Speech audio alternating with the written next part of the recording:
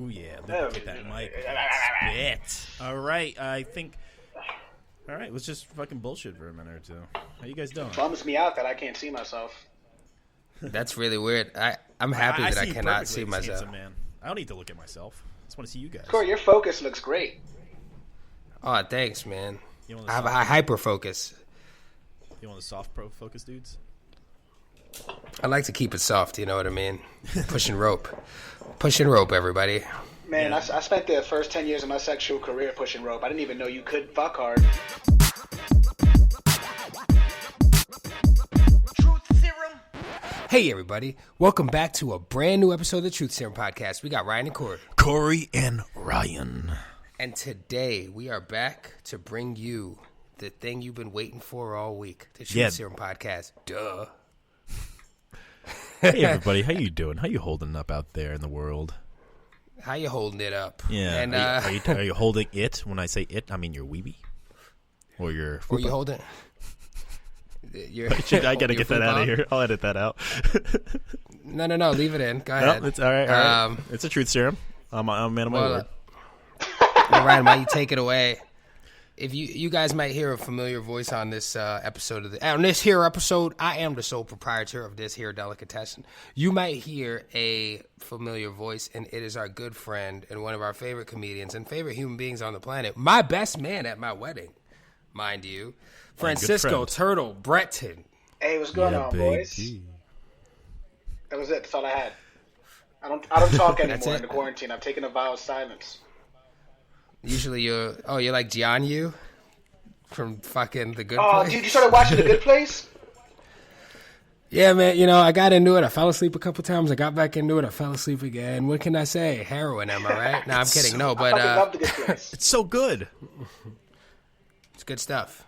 Yeah, I've taken a vow of silence, a vow of celibacy, a vow of alcoholism. I'm just trying to be my best man. Oh, yeah. Well, let me ask you boys a question, right? You know, Ryan and I were able to put this thing together last week, and honestly, I 100% all of the thanks and credit can go to Ryan. You know, he's a fucking innovator. You know? No, I'll take all that.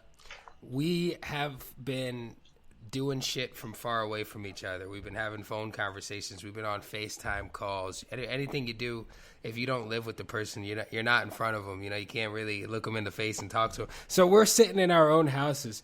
What have you been doing, Turtle? What have you been doing on quarantine? And have you been like figuring out ways to enjoy yourself at all? You know, I actually feel, this is going to sound crazy, I feel real guilty because like you guys are stuck in New York and New Jersey and it's horrible for you. And I feel like I left New York right at the perfect time to not get fucked over by the coronavirus. I have been living my best life. I'm the most healthy I've ever been. I've been working out more. What does that entail? I work out every day. I meditate. I stretch. I've been writing. I wrote a fucking kid's book about anxiety. Like, I've really used the world suffering to turn my life around. That's You've become very spiritual? A little bit. I light Palo Santo. I light a candle. I got frozen berries in my wine right now. Ooh, frozen berry. My favorite of the berries. But no, like I've started just scheduling my days in a way where my day isn't bullshit or boring. It's the exact kind of day that I would want if I were allowed to choose my day, and I do. So it's like, why live a whack life that, like, I'm not gonna sit in my boxers and jerk off all day. I feel like I'm 30 years old. It's not time for that anymore. Being productive. Yeah, I know that feeling, baby. Sitting in your boxers and jerking off all day? Oh yeah, it's weird because I did that for the first week and I got bored. Yeah, you know, you can. My room looks like if you put a black light to it, it looks like a Jackson Pollock. You can only jerk off so much, is what I found out during the quarantine. I mean, at some point, you're just pushing air. Yeah, it's funny. I listened to the Monday morning podcast, Bill Burr, and he said, I mean, how much can you fucking jerk off? He said something like that, and I was like, I feel like it's leading us back to the record of like how many times you jerk off at once, which is like from our very first episodes we talked about that. I think it starts to become a distant memory, though. No, 100%. Right? I did it 14 times once when I was a teenager, and it didn't feel good. It didn't feel good after 8. It's not fun. It's not. Well, that's one of those things too, where it comes to like overeating, right? Like you just sitting around, you have time on your hands. What are you gonna do? Just start eating everything in the house? Oh yeah. eat I've been everything there. in the fridge. Pop'ems, chicken You know? sandwiches, pork fried rice, shrimp fried rice, chicken sandwiches, Pop'ems, in that order. What's you guys' snacking situation like? Like, how do you plan your meals when you're just in the fucking house all day, every day, for the most part? I've been like going to the grocery and just picking up, like lean meats like turkey bacon for breakfast and eggs, and in the evening I'll make chicken or steak with like broccoli and whatnot. Sometimes I even fuck up and be like, I get too high and I'm like, oh well, I'll just order pizza. It's pretty difficult for me to get into the turkey bacon thing. I actually quite enjoy it now. Do you? How do you do it? Do you like? Is it still a little slimy, or do you like get a little crispy? You get a little sear on it. It's a little bit like not similar texture to bacon, but it doesn't taste the same, but it's doable. Like, I get used to it. It's like bussy. It's close enough. You know what I'm saying? Eating it for so long. Yeah. It's better than an Impossible Burger. Oh, I disagree. It's actual Impossible meat. Burgers taste awesome. I've been actually eating a lot of fake meat during this quarantine because it's cheaper than real meat. I gotta tell you, man, it's changed my life and my bowel movements. But don't you get you don't get the same nutritional value from like eating that sort of fake Sure, meat? but I grew up in the Bronx eating fucking Doritos and Pop'ems and donut holes. Like, yeah, I've had worse nutritional value in my life. I mean, I grew up in the Bronx and I wasn't eating donut. My mom didn't put donut holes and Pop'ems and Doritos on a plate and say it's dinner time. I made my choices. Talking about? I made my choices. I was a fat little fuck. I didn't know what to do because I had too much time in my hands and didn't figure out jerking off yet. So I would just open bags of chips and shove them in my mouth because I'm a little fucking gremlin. Well, that's what I'm talking about, though. I'm talking about like time, right? Everybody's schedule is just opened way up, so you got so much time on your hands. It's like these are the times where you start to see, like, oh shit, like how am I gonna manage my days now? Like I could wake up at 3 p.m. if I wanted to, and it wouldn't matter unless you give yourself shit to do. You know? Yeah. Well, I know we talked about like last episode to keep ourselves busy, but like do you ever feel like now that you have this momentum going, Frank, like and you as well? I feel like Corey, you're doing some new stuff.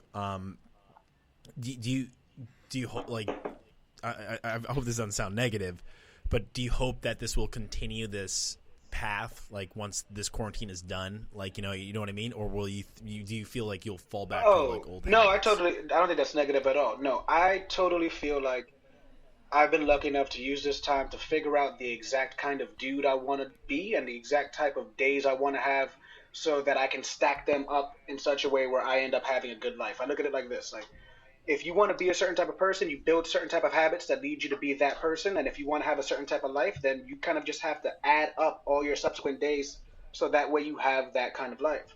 So, yeah, it's been 15 days straight about for me on quarantine. Takes about 21 days to start a real habit. I feel like the overwhelming odds are that I don't go back because I really enjoy who I'm becoming. I feel like you can go sideways in the quarantine and just, again, like sit at home, play video games all day, not work out, not get after it, be unproductive. Like that would be a shitty thing to keep going and being. But, like I'm eating healthy, like to Corey's point, it's like I get up every day, I treat myself to pancakes and eggs. Then I make a salad with some meat, and then I make a salad with some fake meat. And yeah, I've drank every day in the quarantine, but I haven't gotten hungover once. I haven't blacked out once. I haven't sent any weird text messages to any exes of mine. There's not a bit. There's a real thing I haven't done. I'm very proud of that because I've had a history of getting obliterated or having too much night-night juice and getting on Facebook and sending messages to people that I don't remember and have to wake up to notifications. Night juice. So yeah, I hope it sticks. No, that's great, man. Yeah. Like, I feel like it's a big time for like catharsis, and people are kind of reflecting on their lives ever since this kind of a semi big change, like for a lot of people in certain careers. Like, do you use that time, Corey, for like that sort of catharsis thinking, or like is it, or are you just like I'm just gonna get by? I think I've had some moments of realization. I think in the beginning when I a little over 2 weeks ago now. When I'm a person who's constantly on the move, and I'm a person who's constantly finding ways to keep himself busy and always have a goal to achieve, whether it's for that day or for that week.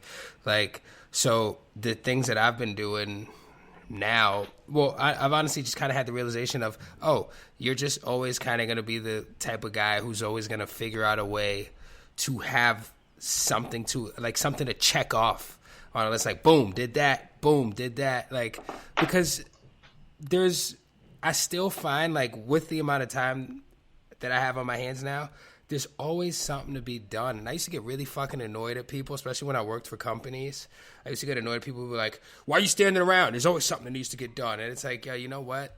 As annoyed as I would get as a younger person, yo, they're not wrong. There really is always something to get done.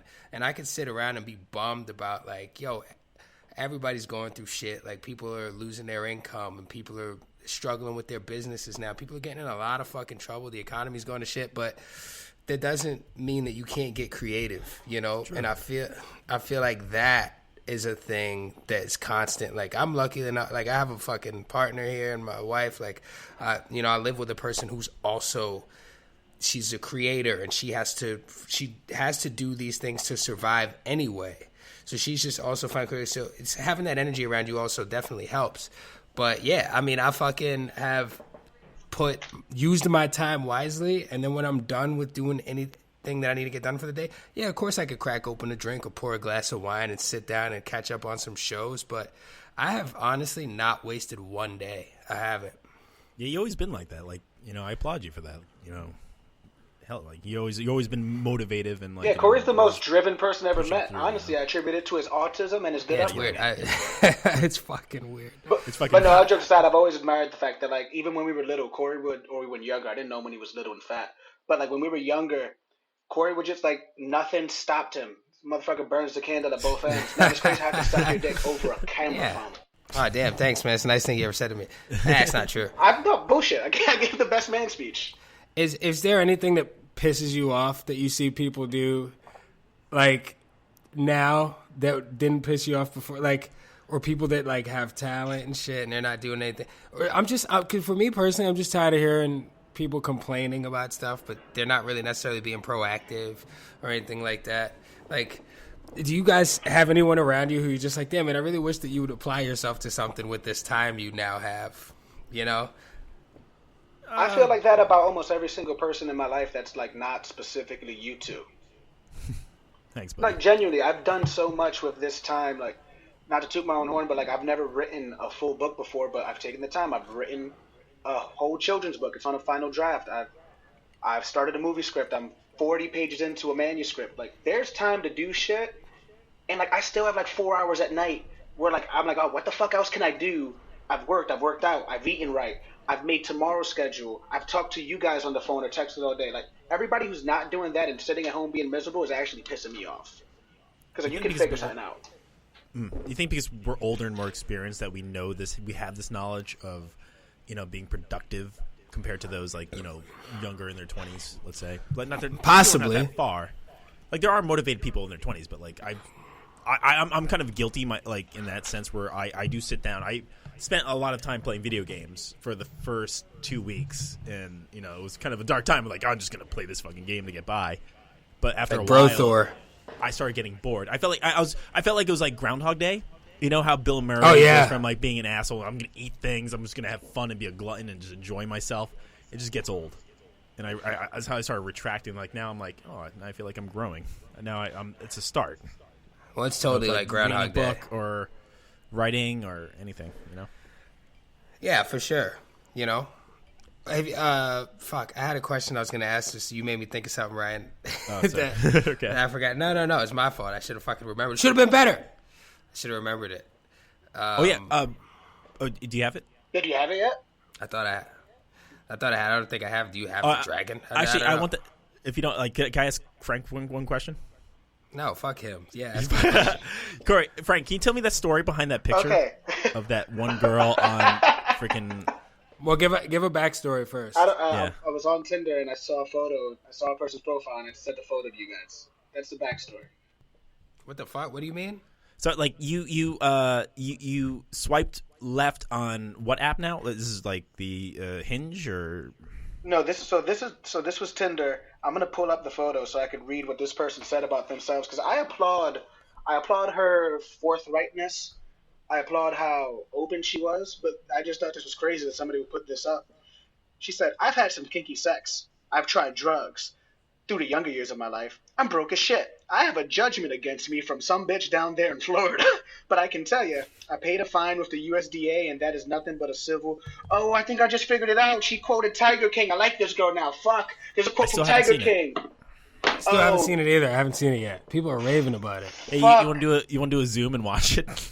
Can we please? Also, I just totally judged this girl wrong. That's actually really funny. Have you had any? Have you had any? Have you had go any on. success? You had any success yet on Tinder? Since in the quarantine, like, are people looking to shack up? Well, I'm very picky. No one's trying to meet anybody. The weird shit is you have to do a virtual date. Like, you have to send a girl money to go buy herself a bottle of wine so you can get on Skype so you can open a bottle of wine together and then do what we're doing right now. That's just weird. That's You have to buy her a bottle of wine? I mean, I'm a gentleman. people actually do that. Yeah, I've heard tell. I haven't done it. Wow. No, I If it swipe left works. a lot. I've actually swiped left so much on Bumble that it told me that I wasn't allowed to see any more women in Atlanta for a whole day because I was being too picky. Wow. I think it's for all the apps. High standards, like, bro. even I know OkCupid, like, last year when I was using it, like, did that. And like, oh, you ran out of freaking swipes. I'm like, all right. It's like, okay, well, I'm not going to... Okay, cool. It's going to pull my pud then. I mean, That's really funny that that's a thing. it makes sense. I mean, most people will use a camel to get across the desert, but not this guy. Not anymore. There we go. And could you explain your get across the desert with a camel analogy, please, All sir? right, so you haven't had sex in like 5 months, so you're going through what's called a drought. You're at a bar, you've taken a couple of shots, and you see something that could use 2 humps. But the issue is, the face looks like a goddamn camel. It looks like a Jay-Z, and you don't want to do that anymore. But you can ride a camel across the desert. That's the whole point. Like, it'll work, That's truth. but it won't smell good. It'll spit at you. Man I or thought woman. llamas were the ones that spit. Not I thought llamas were the ones that spit. alpacas, actually. You know, the Emperor's New Groove, he was a llama. Underrated Disney That's movie. great. Finding Dory, also underrated Disney movie. Could you, Jesus Christ, I swear to God, if you talk to me about Finding Dory one more It's time. very good. Idris Elba's been in so many films, and the one you text me about is, hey bro, have you seen Finding Dory? Idris Elba's amazing. He's amazing as his voice. My favorite Idris Elba movie is Finding Dory. That's goddamn blasphemous. Oh, yeah. I mean, he was great in Ragnarok, but Finding Dory. That shows how much you know. He didn't do shit in Ragnarok. he was also great in The Office as Charles Minor. Minor, I hardly know her. He was great in that too. Let's revisit The Office, because I have strong opinions about Charles Minor. He was a better boss than Steve Carell, and Jim is a little bitch, and he kept trying to fucking weasel his way into Charles Minor's life. But guess what? He didn't know how to play soccer, and he was right for being called out by Dwight. Dwight is the hero of The Office. I will never let that go. Yeah, like, Yeah. freaking Jim was a dick the whole Jim is a time. douchebag, dude. Tried to make himself look cool in front of Pam, stole someone's girlfriend, and fucking... No, that guy was stole giving his someone- girlfriend. That guy was giving his He's- girlfriend away. yeah. be fair. Stole someone's fiance. He doesn't. All right, look. Granted, that guy was giving his girlfriend away. Sure, but Jim actively tried to weasel a fucking betrothed woman away from him. All that camel crossing desert shit. Whatever. I got morals. Ooh, what's that? Well, I see all that. You're drinking a little Montauk? Hell yeah. I love that Little shit. mind talk. Yeah, no, you know what? I disagree with you. I think what was the fucking guy's name? The guy that was dating Pam. Roy. It was Roy. Roy. Troy. Roy was definitely not treating that woman the way she wanted. She had a foot out the door anyway, and he did a mistake that fucking a lot of people make. He said, well, I'm going to fucking try to marry this broad because I've been with her forever, so she puts up with me. And she didn't fucking want to be with him anymore. And then Jim was like, all right, I'm swooping in because I'm going to fucking have it. Him and his beef with Dwight was a totally different thing because it wasn't even a real beef. It wasn't real beef. I will say this. I blame Pam more than anybody. She was a dumb, browbeaten bitch who didn't know how to stand up for herself. She should have left to New York and studied art and been an artist instead. She moved back to fucking Scranton, Pennsylvania, and married a paper salesman and had his kids and then got fat. She got fat. Sorry, did he not start his own business eventually and become He became like a successful? No, I thought that was the Michael Like a Scott Paper sports- Company. No, the fuck it wasn't. It was he had a sports business. He invented sports. Yeah, he That's Craig invented Robertson? sports. Robertson? It was him, Craig Robertson, Joe Namath, and a couple other guys whose names I've since forgotten. Yeah, I remember that. I can't revisit that show. You're saying Pam could have done better, and Jim should have actually dated the hot Pam from season 1. I think Pam traded up, and he did date the hot Pam. She could still turn back into the hot Pam. No. The hot Pam from season 1, the other redhead, she was in Arrival. Oh, Amy Adams. Amy Adams was in The season Office? 1 of The Office for 2 episodes. She was a hotter Pam. Oh. That was literally her character. Hot Pam. Hot Pam. Hey, I'm Hot Pam. How you doing? That's a good Snapchat name if you're trying to get some money. So let's talk about this, Ryan. How come every girl I know has started an OnlyFans account and is making money selling nudes during the quarantine? Has that been happening to you guys in New York too? Started what account? I know at least 12 different girls that since the quarantine have started an OnlyFans account and are now selling nudes to supplement their income. And like waitresses, like normal girls. Sell nudes, save dudes. Well, people are suckers out there, hey, whatever gives you the income, power to you. It's really weird because there's free pornography all over the internet, and these dudes are paying these girls for naked pictures. One of them's a friend of ours. I think it's kind of sad. Doesn't matter. They're paying them for subpar photos when there's like full Guaranteed. productions. You can watch full penetration, and there are people paying a girl they know to show them a nipple. That's sad, I feel like. That's really fucking sad. I don't even know that this was happening right now. I'm fucking, Neither have That's why I asked. I didn't know about this shit. It's weird, right? That's a weird thing. Is that true, or are you just making that up? I know 12 different women that I'm going to text you both the name of someone who just started doing it. Have you been... that we know. Yep. Oh, God. No. Yeah, dude. I don't even want to fucking know. That's fucking crazy. We got to buy these. No, just kidding. Yeah, we should buy her whole stock. We should buy her whole stock of photos. See that's just so creepy. No, we don't look at them. To show support, we bought these. By the way, we've been handing them out. No. Well, if you know Photoshop, you could put them in a firefighter outfit or something. Oh, wait a minute. Now we're talking. You buy nudes of women off OnlyFans, and then you Photoshop them back into clothes and sell them the nudes back with clothes on. Yeah, this is how you should be. Readdress it. We could get real religious. No shit, Frank. I'm not gonna say the name. Yeah, man. It makes sense though. It totally does. Yeah, that makes sense. Oh, I wish I did not know that. I would absolutely. I would look for free. Shit, it depends on the price. If it's like $3.99, that's just an example. That's just an example of a person whose fucking expiration date's coming up, and they're just like, all right, gotta do something. I find it weird if one of us were to do it and that name pops up, you're like, what's this person gonna look at? Oh God, what a creep. That is fucking dirty. I feel like, wouldn't you as a woman feel weird when not an acquaintance, someone you kind of know well hits you up and is like, so you really selling or goes, hey, is this really you? Trying to be coy about it. Hey, is this really you? It's definitely you. Or tries to finagle something else hey, I don't really believe these photos. Can you come over to my house so I can inspect? Yeah, can we just make sure? Hey, I don't know if you saw these, but...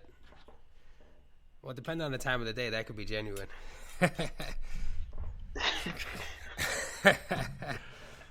Would you guys sell nudes of yourselves if it would sell? If fucking anyone would buy nudes of me, that's the thing is the one thing that I almost started really getting misogynistic again. I don't mean this in any kind of way other than I do think that it's cool that women always have that option.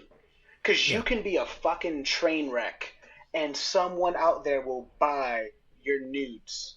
Straight up and down, they'll buy them. A friend of mine who isn't selling nudes has a fucking foot-themed Instagram account where she puts up pictures of her and her friends' feet and send private feet photos to men for money. This girl isn't a model. Her feet aren't even that cute. What types of dudes are buying these though? Is it priests in monasteries and shit? Is that do they live in a monastery or rectory? Where do they live? I get seminary. It's a seminary, but I wish it was a rectory. They're sitting in a goddamn set. They're sitting in a seminary, in their fucking in their quarters, Man, it would be really cool if I could see just some feet right now. I'm peeling a cucumber, man. I wish there was somebody's feet doing this instead of me. Yeah, it's one of By those, peeling a cucumber, it's you talking about a priest jerking off without foreskin? Is that a euphemism? Yeah, that's what that is. I didn't even think of that. First thing that popped into my head. It's weird. It's an interesting. It's always a moneymaker. You can always sell your body. People do. That's yeah, true. people will buy it. That's the thing, right? It doesn't even matter what size, shape you are, or anything. You know. Because back in the day, you know, there would be people like that. You go on Craigslist And you type in all these and you find all these categories of people. Back in the day, you know, they don't do that anymore. Yeah, casual encounters. You know what I'm saying? People do weird shit like that, and it's not weird. It's just that they're ashamed of themselves. So they have to secretly do it. You know, you can't go. You can't go to the fucking store and go to the bread aisle, and then there's the pussy aisle. There's just the bread aisle. Oh man. Yeah. Among other things. How would you keep? We need some cleanup at pussy aisle. Fresh? You'd have to keep the whole person. It's like. Well, you'd keep it in frozen food. There would just be a bunch of cold bitches walking around. I don't know. Jesus Christ. Have you guys experienced anything wholesome during the fucking quarantine? What do you mean wholesome? I feel this is either wholesome or sad, but there's Finding Dory. Very wholesome family film, was very good. Idris Elba was awesome. That was a good answer. That was amazing. That was fucking great. I don't know. I don't know if this is wholesome or sad, but I feel like Ryan will be more on board with this with me because he doesn't live with his wife. Even though Chris Musto does make a mean ham sandwich, I bet. Oh yeah, he's kind of my beard here. But so when the quarantine started, I was like, you know, I'm a dude, I'm 30, I'm single. I was like, oh man, I just want to get some fucking, you know, like. Just want to get my rocks off. You know, I wanted to get these humors out, so to speak. And as time went on, we're about 2 weeks into it, and I'm like, I go out to the park every day and go for a long walk, and I see people holding each other's hands, and I went from like, I just want to film a porno, to like feeling like a beach boy sitting on a bench, like, man, I just really want to hold somebody's hand. I think that's good. I think that's like a wholesome, nice desire to go back to, like a more less carnal, perverted. Well, to your point, you said that even if it wouldn't take you that long to go Prison gay because you can't go that long without a cuddle. It's true. It's one of my best bets I ever wrote. Yeah, no, I need touch. Like, I think all of us like strive for like intimacy. I was having a conversation with like, you know, one of Langston's buddies on like playing Apex, and we're talking about like, you know, like relationships and whatever. Like he had this idea of like, you know, yes, we're animals. We're not made to be monogamous. And, you know, like, just date around and have fun, you know, but I don't really believe in that sort of thing. I like, you know, we all long for, like, that person to be next to. Like, Corey found that. You know, I kind of want that. No, I definitely want that. Yeah, you know, I had a really nice intimate moment this morning when my wife fell asleep on the couch. My wife fell asleep on the couch, and I came up and I said, hey. And that true love that you are. Balls on the face. No, we wear mouth guards to sleep in here. It's impossible. No, I just put a blanket over her. Like that, you know, shit like that. She was like, hey, you cold? Boom, blanket. Aw. Boom. That's really sweet. Boom, blanket. That's it. It's nobody wants to hear. Nobody wants to hear that, right? People want to hear you. No one actually ever wants to hear. What? And then I crawled up so deep inside of my wife's pussy I could feel her tonsils. No one wants to hear that. Nobody wants to hear that either. We don't like that. You know, I do. No, that's called cuckolding. No. I remember I was listening to this thing one time, this Howard Stern thing. And he was listening to somebody tell a story, and halfway through the person telling the story, he goes, "Is anybody else beating off?" And it was like a radio show. And I was like, yo, wouldn't it be funny? And then a bunch of Me Too stuff happened, and I thought, I guess that wouldn't be funny. Yeah. I mean, you are going on the Howard Stern show. I mean, at some point, you gotta know what you're getting into. Someone tells a story, someone pulls their dick out. It's whether or not you feel afraid. I feel like that's when Me Too has been invoked. Yeah. Okay. Have you ever been in a situation when One you felt afraid? time I was watching, it was the original Saw movie. When the guy cuts his own leg off? No, actually, we're watching the movie Saw, and then my fucking brother-in-law grabbed my leg from under the chair behind me in the movie theater, and I freaked out. And I'm like, that's good on him. Yeah, I was. That movie fucked me up. I couldn't sleep with my closet open for months. How would you scar your children, your future children, for life by accident? Oh man, knife. Oh, No, by accident. Knife? Like, how do you feel like you wouldn't even know you were doing it? You just ended up doing it. You scar your future children for life By accident. What do you think is going to be the thing that you do that scars them? them walking in on me having sex with their mother because I forgot to lock the door, and then when they say, "Daddy, what are you doing?" I growl, "Winning, winning." That's ridiculous. If you could see the face he made, ladies and gentlemen. Oh my God! I gotta send you this picture later. He Oh looks wait, like did you just death. buy a nude? Oh, I took a picture of you making a face and like on the screen as we're FaceTiming, Skyping. You look like the horror monster about to come out of this fucking screen and kill me. I like that. Here, I'll send it to you. You're like a horror monster. Horror. What's it? You know, some people say horror, some people say horror. You know, and some people don't say anything right. And those people are from New Orleans, Louisiana. Nah, I don't know. That was a cheap shot. That was a cheap shot. Aluminium. Am I right? I'm joking about that New Orleans. You know, Reese Witherspoon is from New Orleans, Louisiana, and she speaks perfectly fine. I thought she was from Atlanta, Georgia. Nope, she's from New Orleans. What was that movie where?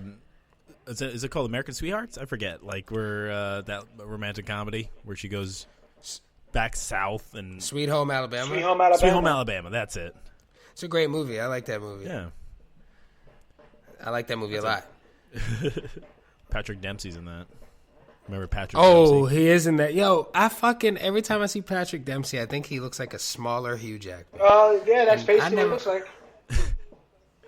That's what I think. I think that. I feel like that was like he would have been Chris Musto at some point. Like his future would have been like that. Like if the- Chris Musto went to acting. like He'd the be- John he'd be like the Mulaney. Yeah, he's definitely John. Yeah, he'd be Mulaney. kind of like he's John Mulaney. It's weird. Manjulani. It's weird when you see an actor and you immediately think of another actor. Like we were talking earlier, I always think when I see Robert Redford, holy shit, that's old Brad Pitt. Every single time I see Robert Redford. is there an actor or an actress that you guys think of that you think is one of the most, and it doesn't have to be the number one, but whenever you think of them, you think, holy shit, this is one of the most talented actors that I got to be alive to see. Who do you like? Who are some people you think of? Because I was thinking, I saw Jack Nicholson last night in this YouTube clip I was looking at, and I was just like, yo, I also saw, and I thought the same way about this person, Anthony Hopkins, but I saw Jack Nicholson, and I thought, holy shit, this guy is so fucking insane, and he is I'm happy that I got to be alive to see him in movies. Like for me, like it would be like Jeff Bridges. Like I think he Ooh. really adapts to whatever character he has, and like he seems natural. He's not like all right, that's Matt Damon. That's like he could be a character. You could see him lose himself. Not like like Daniel Day-Lewis. You see it. Like he's overdoing it, and I feel that's what I think. And like Sorry, Joaquin in my Phoenix, who opinion. I can't fucking stand anymore. Like they're the same Or person. like- Joaquin Phoenix. Or like is pretty Edward much- Norton. Yep. Edward Norton. No, I think I'm for me okay it's with Leonardo Edward Norton DiCaprio. you think it's Leo? Lucky Leo? For me, it's like because I got to see, see like 4 years older than me. Like I got to see his entire progression. Like I got to see him do movies like The Beach, which I still think holds up. But then he started making movies like Titanic and fucking The Departed and Catch Me If You Can and Django Unchained. Like his range is crazy and he's so dynamic and he really like gets into these weird characters and then. Like he's my favorite actor alive, man. He's probably my favorite actor of all time. I'm so excited to see what he makes next. I've heard you He say that seems before. cool. I actually have a question for both of you guys as like performers, since we all are, do you feel like anytime you've acted in something or anytime you've even been in something as simple as an improv scene, and tell me if you agree with me on this, don't you feel like it's easier to play a character than it is to act like a regular person? No, not at all. Really? Yes and no. Like it's easy if no one in a scene. I feel like an improv where you don't know what's going on. And you're like, all right, I'll pitch something of myself to bring it back up and find what we need to do. You know what I mean? Like find that subject. All right, fine. I'll play a character. But most times I like to play myself. I like to be real because that's relatable. There's truth in comedy for that reason. See, well, maybe for me then, I guess it's because I feel like inside there's a part of me that doesn't necessarily think I'm interesting enough just as myself to watch if I'm in a scene. So I feel like if I just latch on to the weird guy that cleans the chimney, that I'm this fucking, it's easier for me to play that role because I could be as fucking out there as I want to be, as opposed to just being me who's just like, if I was really in this situation, I really wouldn't give a fuck. You know? Like, I feel like you know what I mean? I guess that's what I'm saying. No, I get you. I mean, for me, it's more fun to play those characters. Like, it's more fun. It's fun. But I feel like it's easier, no? I don't know. I like, but it goes to your skill set. I really like to ground shit.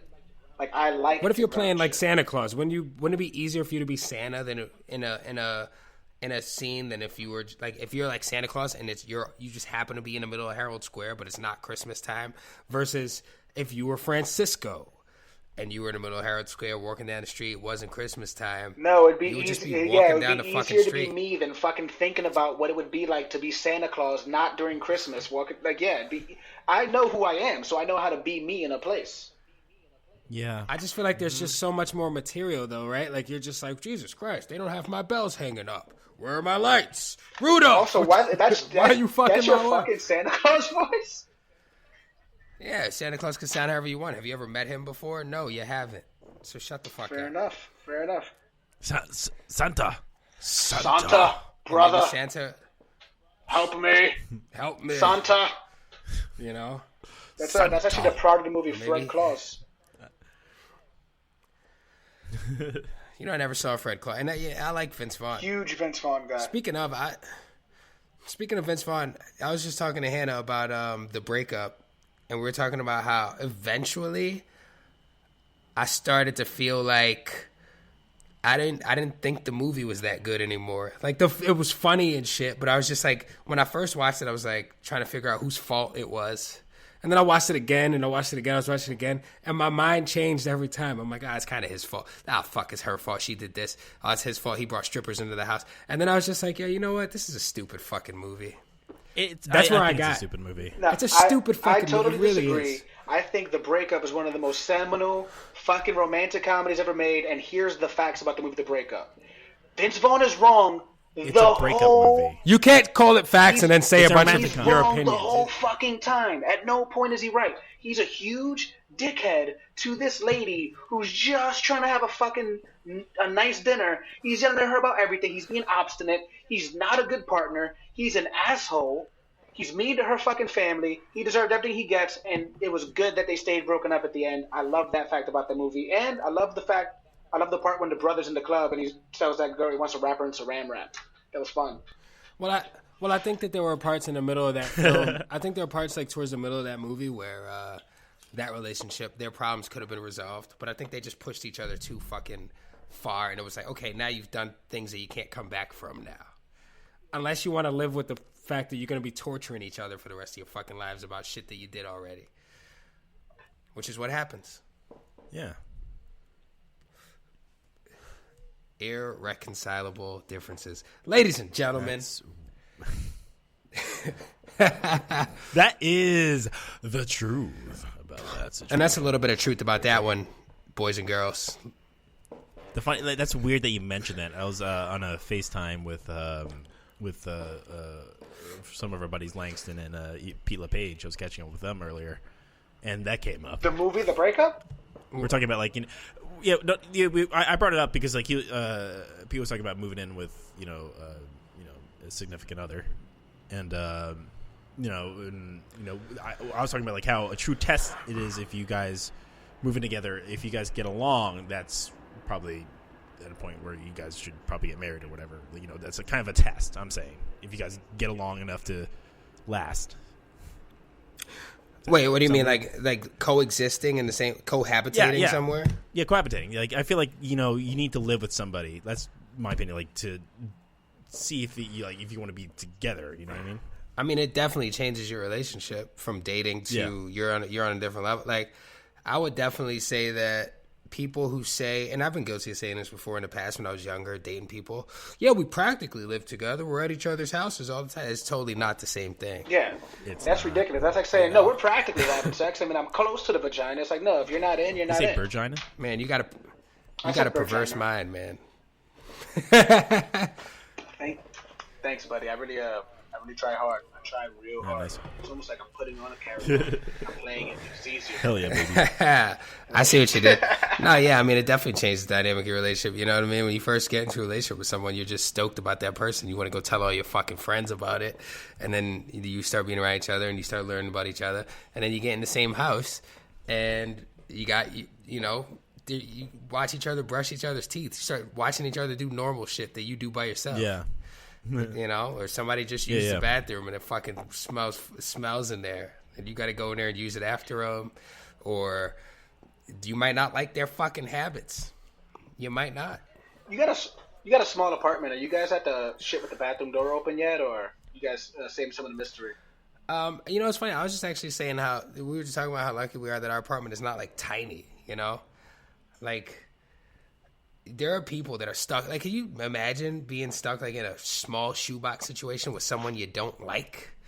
That. Oh my God. Someone that you were thinking about breaking up with them, but you live together, and then boom, you got to stay in your house now.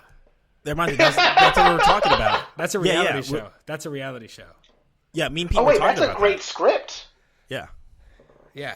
Like you're broken up, but you're stuck. Let's say for a script for this, it's a coronavirus world. Now you broke up, but you're stuck in this fucking apartment with this person. You can't up leave. You could end up fixing that relationship out of necessity, and then just being like, "Fuck it." Well, I guess we do work. Sorry, I didn't realize that before. Sorry, I called you a whore to my friends on the phone, and you happen to hear me.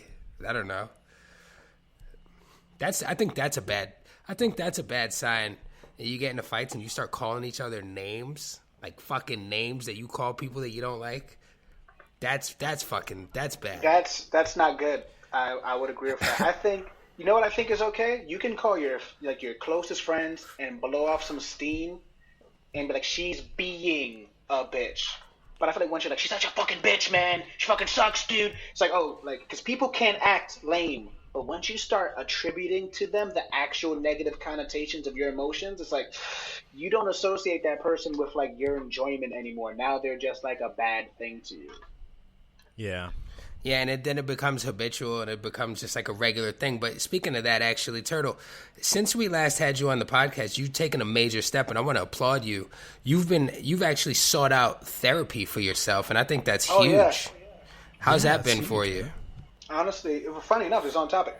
After my last breakup, I realized that I wasn't in an okay place with myself, and I had to seek therapy. I was doing my life wrong. I realized that, like, for the first 29 years of my life, let's say, been conscious of what my actions were for 19 of them after 10 years old.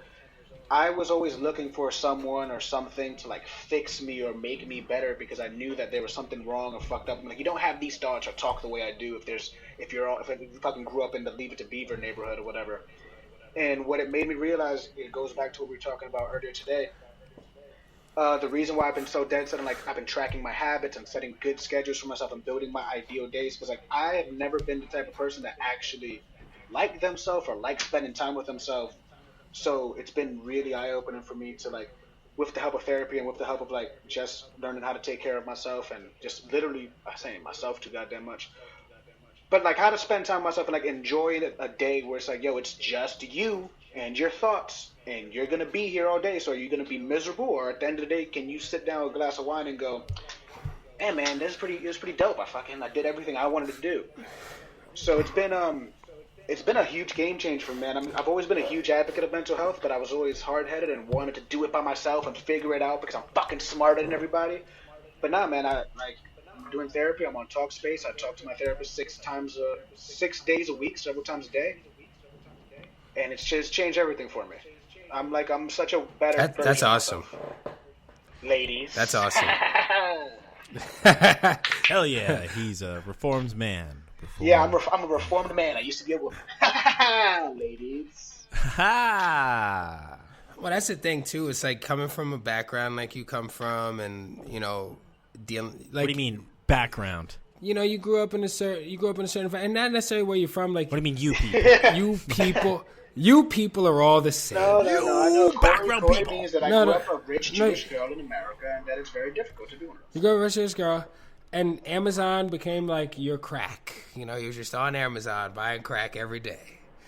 No, I mean, there's a lot of confrontation and hostility oftentimes, like, in your upbringing, and then at that point, you're not really able to kind of like sit down and think about how you feel about yourself. So I think that's cool, because sometimes too it's frowned upon, and I think it's cool that the further we progress and like the further we get older and time goes on, like it's becoming more accepted, even like encouraged to seek out help to be able to become a better fucking person. Like, you gotta think about, we're gonna bring kids into the world one day. What kind of world do you want your fucking kids to live in? What kind of man do you want to be when you have children?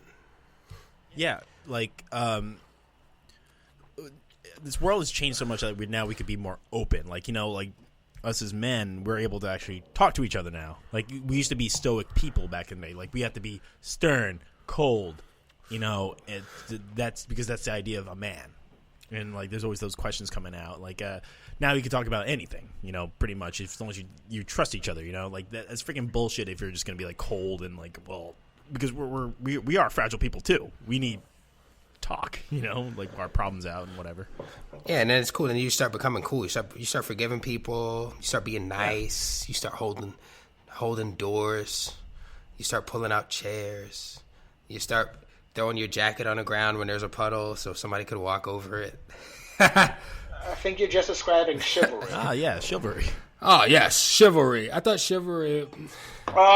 chivalry, timbers. Holy shit, I was thinking the same fucking thing.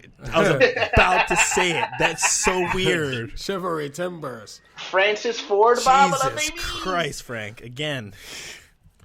Isn't it funny when you hear those words as a kid and you don't know what they mean, so you kind of start imagining what they mean? Like, I thought chivalry meant you were just really fucking cold when I was a kid because I was dumb. And then I found out... I thought you said you didn't have to say the I was dumb part. I was dumb. Kids are dumb. You didn't have to say Kids that. are dumb. they're dumb. Kids, do you ever think about how dumb you were as a kid? You know what I thought? Whenever I used to go down this plastic slide at the aftercare program at my school, and I would always get static. And instead of going like, oh, this is just a thing that happens, I was like, holy shit, I'm slowly getting powers. Like, convinced that I was figuring out that I had the power of electricity. I was like, why do I only have it here? Didn't you? Like, when? Didn't you kind of wish that like you would get bitten by a radioactive spider when you were a kid?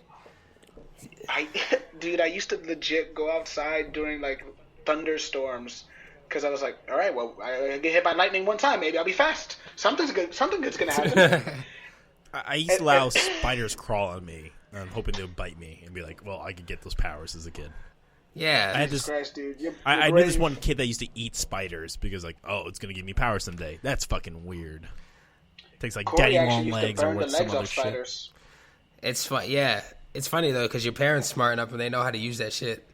They know how to use it against you. Like even eating spinach, they try to get you to eat your vegetables. They're like, well, look, Popeye the Sailor Man's really strong. And then you get older and you realize that Popeye the Sailor Man sounds like he just had a stroke. I've been saying. Or you get older and have too much time in your hands and realize that Popeye the Sailor Man is about a retarded man saving a malnourished woman from a rapist every episode. Every episode. Yo, isn't that crazy? Also, you know what's funny? It's crazy, man. Not to go back to like Finding Dory. No, come on. No, not to go back. Could you only talk to me about it? No, we got Disney Plus now. This is your new obsession. No, but Finding Dory is great, man. Idris Elba was incredible. No, but you think about Ryan sent us a picture the other day. You know, Beauty and the Beast is fucking weird. It's about a giant fucking beast that's trying to fuck a human. Me? Beauty and the Beast. She's trying to fuck that giant bear. Oh no! Oh, you're talking about the bear? Yeah. Yeah. That's a weird fucking book. Isn't that weird? Yeah. True. Like she falls in love with him when he's a beast, but he is actually a human. She's locked up in that castle, and she's like, She's like sitting in her room, like thinking, you know what? Fuck it. This is where I'm gonna be. I'm just gonna start fucking that bear. So there's two real things about Beauty and the Beast. Number one, that's Stockholm syndrome. Straight up and down. That's Stockholm syndrome. Now, if you want to get into the actual, she's like, I'm not gonna stick the candle in my pussy. Actually, because it would have burned. But if you want to get into the allegorical meaning behind Beauty and the Beast, here's what it's about. Gaston is also a beast, but the beast is a beast that can still be reformed. Belle falls in love with the beast because he is the representation of a woman's capacity to manifest herself in a way that she calms and tames the man's wild side, so he goes from beast back to prince. Gaston's a big, fat, dumb, well, he's brolic, so he's not fat, but he's a muscular, rapey, violent, just ego man, and he's the thing that's pursuing her at the beginning. He, with his bullshit masculine energy, chases her into the castle. She seeks refuge, and then she finds this uncut gem of a man, a version of a man which is wild but protective, and then she uses her feminine energy to calm down his masculine energy, and they become a good pair. That's the allegory that Beauty and the Beast is going. But also, she definitely wants to fuck that bear, and her pussy was hot for that bear. All that smart shit I got aside, a question for you, though. I got a question.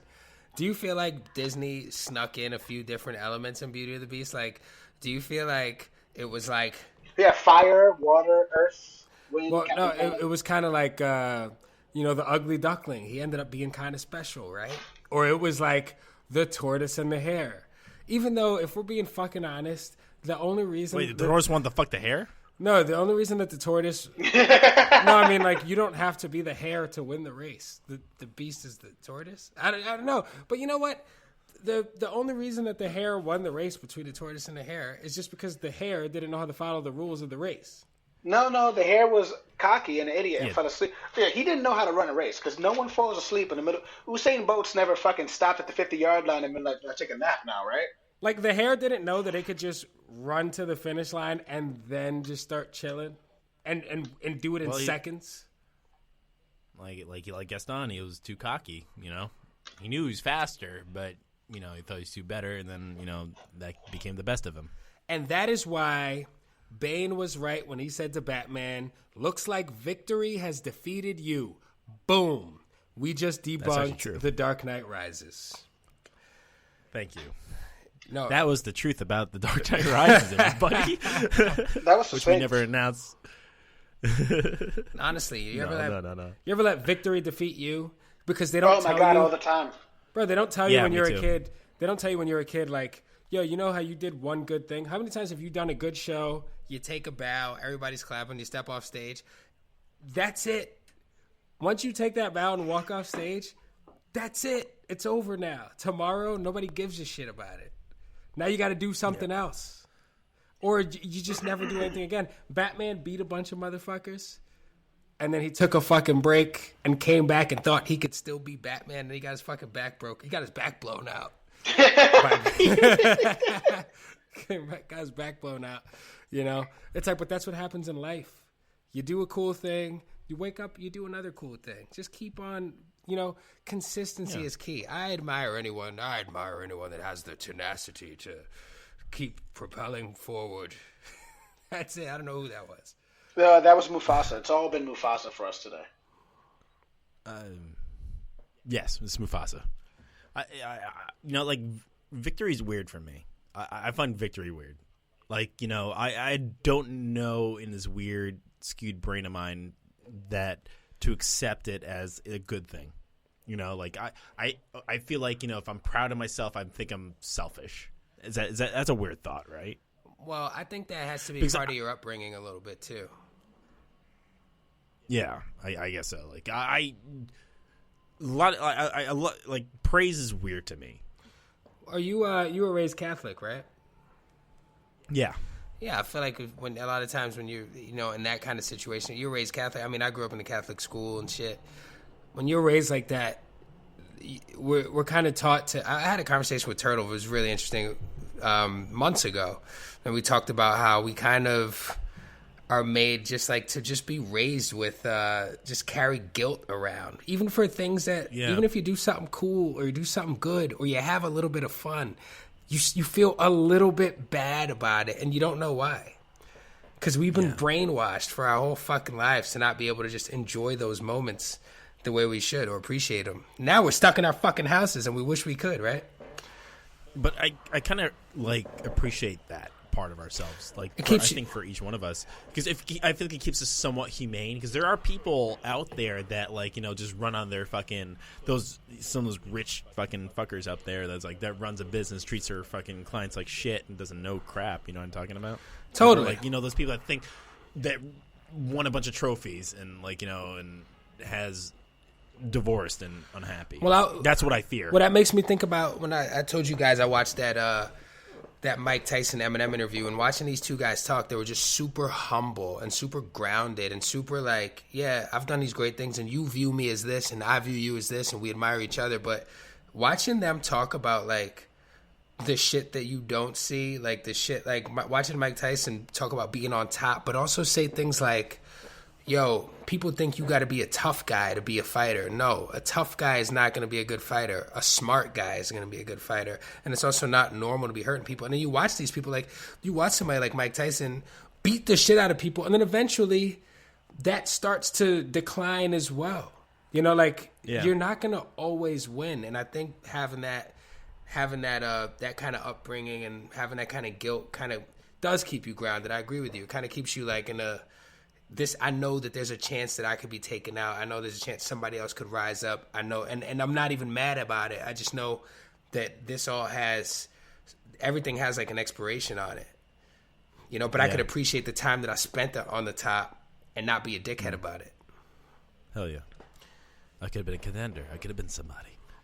I could have been a contender. The weird thing was he was a contender in that movie. He just threw fights. So really, the Marlon Brando was a bitch. That's the point of that whole story. Yeah, he was. He was a fight. He was a bit of a I actually think he's probably the most handsome man I've ever seen a photo of. I'm a huge Marlon Brando guy. You really think Marlon Brando's the most handsome dude? Yo, young Marlon Brando? That's some other shit, bro. That's some next level. On the waterfront, or like when he did like Streetcar Named Desire. Streetcar Named Desire? That's a handsome man. Yeah, he's handsome. Before there was those type of guys, like fucking what's his name, Chris Helmsworth. There was fucking Marlon Brando. I hate to compare them both. No, I'm not comparing. No. That's my dream movie. Chris Helmsworth, fucking Marlon Brando. No. Brando's American. Brando's American. Yeah. We buy American. Brando thought he was Native American. Do you guys remember before we were born when he sent a Native American woman to accept his Oscar? He won an Oscar, and he was like, he's crazy. He called somebody up and was like, so here's what's going to happen. I'm going to win this fucking Oscar. This me, Marlon Brando. You're going to go and you're going to accept it. This is your Brando? That's your Brando? Yeah, this is my Marlon Brando. Hey, this is my Marlon Brando. Hey, this is my Marlon. He's always talking on a phone. Fingers and thumbs. Pinky and thumb to the ear. Marlon Brando. And he's chewing on gabagool. And it sounds like he's chewing on something. Hey, this is Ryan. This is Marlon Brando of Marlon Brando. Oh, shit. This is Marlon Brando? Yeah, I just wanted you to know. Yeah, dude, I had no idea until you said you're Marlon Brando. You know what I'm talking about? Like Marlon Brando. Oh, Maron. I'm Marlon Brando. Oh, Maron. Hold up. Mark Wahlberg's about to get on the phone. Hey, it's me. Mark Wahlberg. Famous Mark Wahlberg guy over here. It's me being Mark for the Funky Bunch. Oh. Yeah, those are my impressions. That was spot fucking on. No. Can I get a Meryl Streep over here? Yeah, we got fucking Meryl Streep right here. Well, I'd rather that do for you what you want to do, but not for your countrymen. This is me, Meryl Streep. That's perfect. I totally heard her role from The Devil Wears Prada right there. Yeah, she pronounced it The Devil Wears Prada. The Devil Wears Prada. Yo, was there a style like that you idolized as a kid that you wanted to dress like and look like when you were a kid? I'm talking like 6 years old. George Clooney. Really? Not 6 years old, but like I remember like after when Batman and Robin came out, I was like, that guy looks fucking fly. Give me that haircut. And I was like, I put on my head, I look at myself in the mirror, I'm like, nope, I look like George a real dickhead. Yeah. I have a very embarrassing one. Do you guys remember the Dudley brothers? The Dudley boys with the camo? The Dudley boys from the wrestlers. Yeah, I wanted to look like them. I thought they were so cool. They were wearing cargo pants and sleeveless shirts, and they were fat. Who was it? Devon. That was a style. That was kind of cool then because we idolized those those are our heroes as, kids. What about the Hardy Boys? I feel like you were more into the Hardy Boys than I was. No, I wasn't. I used to like The Rock. I used to like those big sunglasses and those big silk shirts. Yeah, that sounds about right. I mean, I never thought I could look like The Rock, but I was like, I could dress like fucking... Because The Rock was in underwear. Like, the Dudley Boys wore clothes. No, but you see, like, I started to figure out as I got older, I was like... When I was a kid, I was into that shit. And I'd be like, well, I kind of am probably like the same complexion as The Rock or close enough. I could kind of look like him, and I think he's cool. I wasn't going to shave my head bald and be a white dude with a goatee. I loved Stone Cold, I mean, you could have been if you fucking tried hard enough. Stone Cold's the best. Stone Cold is Stone Cold in a leather vest with his blue jeans on is the best look ever. That's the coolest look anyone's ever looked. He chugged a beer on TV. He chugged multiple beers. All the multiple. Time. Stone Cold went on Hot Ones when he was on Hot Ones, and he said he referred to himself as a professional beer drinker. He said, "I'm a professional beer drinker." He's been doing it for years. He's cool. He gave a margarita recipe. Fantastic margarita. I've made it myself. He also has his own beer. Mm-hmm. He has his own beer? He tried his own beer. I've yet to try He has his own beer. I've yet to try It's an IPA. I'll be honest, Stone Cold. I don't fuck with IPAs. I'm a sour guy. No, it's actually it's light, but it's an IPA. It goes down smooth, baby. It's basically Budweiser in a can that has a picture of Stone Cold. Oh, well then I'm good. I don't know. There's no cheap beer that I'm too good for. You know how many Natty Ices I've drank in my life? Really? Natty Ice. My brother is such a ghetto piece of shit that we would hang out at his house and we would drink 99-cent Wild Stallions. They had 99-cent on the can like it was a fucking can of Arizona iced tea, Ryan. That's how cheap. Is that where Bill and Ted got their name from the beer called Wild Stallions, or Wild Stallions found it from Bill and Ted? I'm pretty sure this has been around for a long time, getting people in my community drunk. It says ghetto as Colt 45 or St. Ides. I think it's ghetto-er, to be honest. You got to pay like $2.45 for a Colt 40.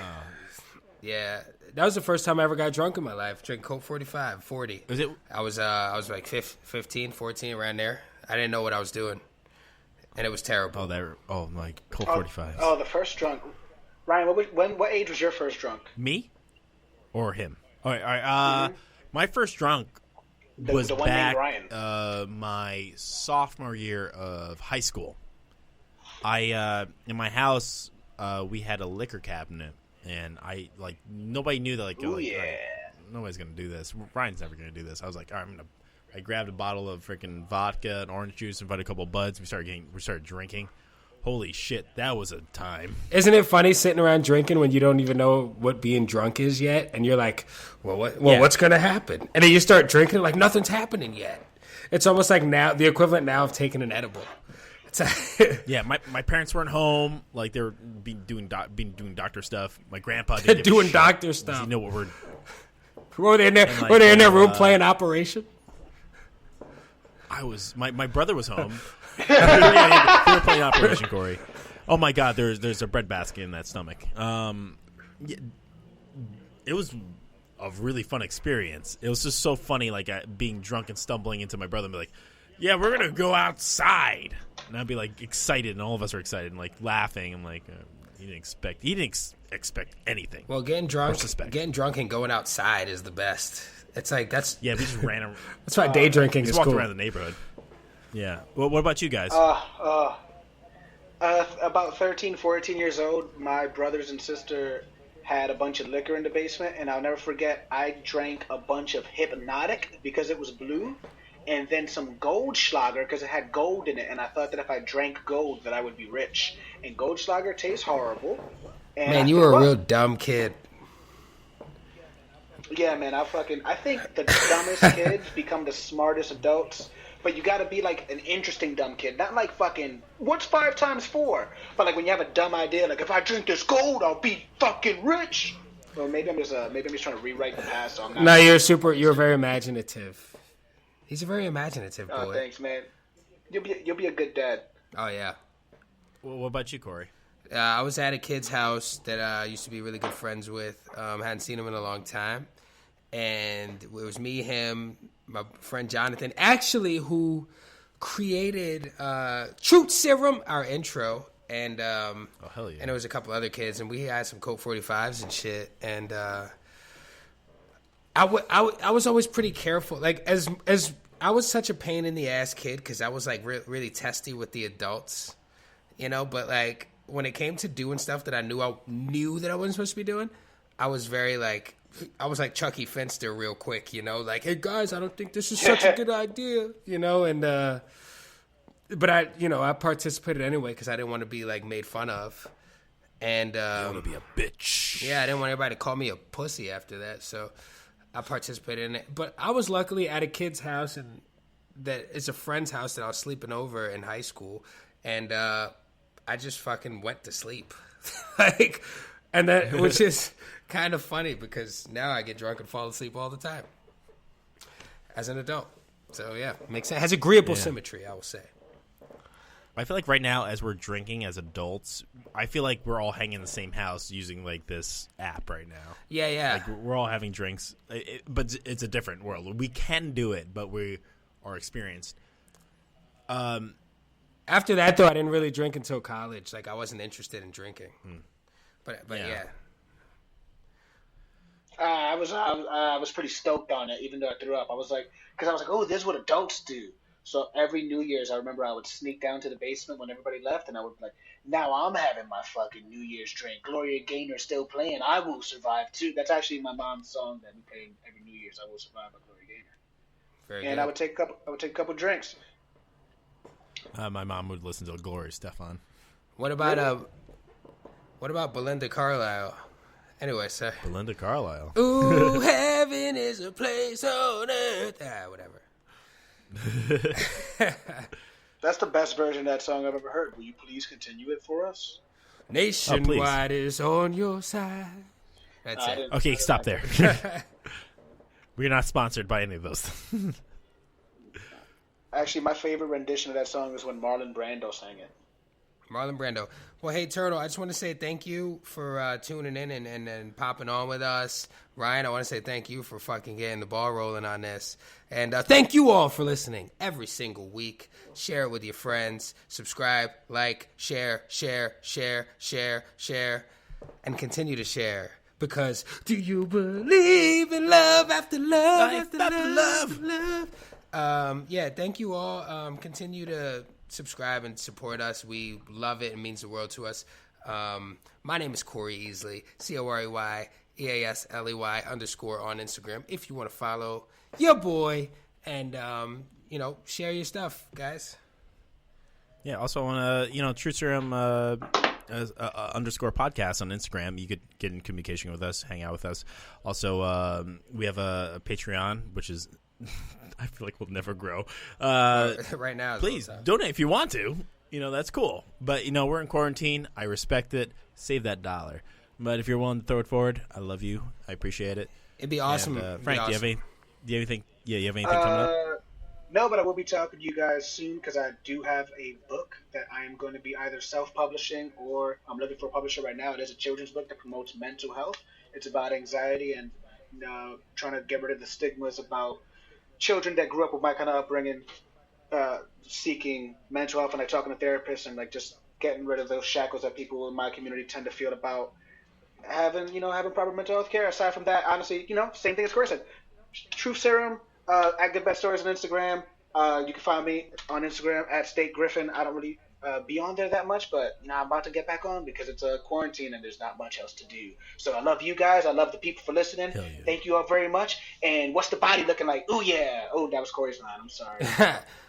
Yeah. Call back from the previous season. Thanks for coming on, bro. It's great to have you back. Yeah, thanks, buddy.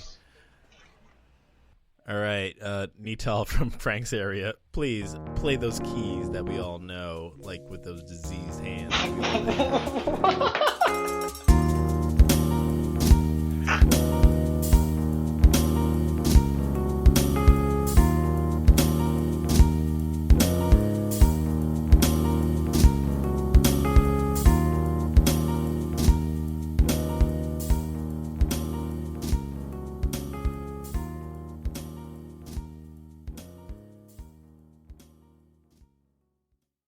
One of the things that I thought about doing while I've been in the house with my wife is at some point writing a rap, because she also plays a lot of fucking cool music while she's dancing and shit. And I'm like, damn, like this is a song I forgot about. Like I could write a song to this maybe.